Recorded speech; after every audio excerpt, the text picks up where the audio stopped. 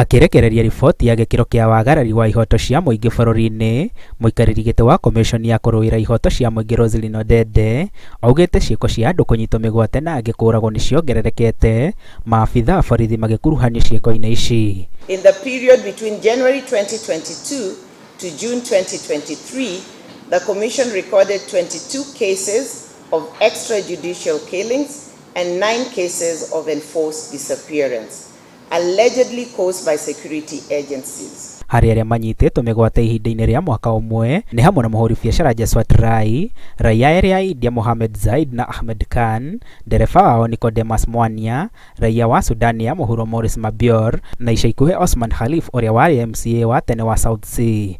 The Commission sustains its call for the criminalization of enforced disappearance and the ratification of the International Convention for the Protection of All Persons from Enforced Disappearance.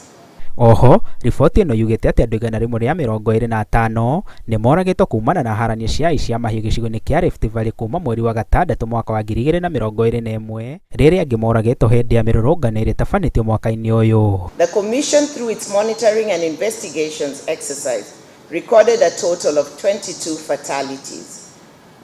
The demonstrations, which resumed on 7th of July 2023 during the Saba Day, led to a further loss of 7 lives. Further protests called on 12th July 2023 led to the deaths again of at least 9 people.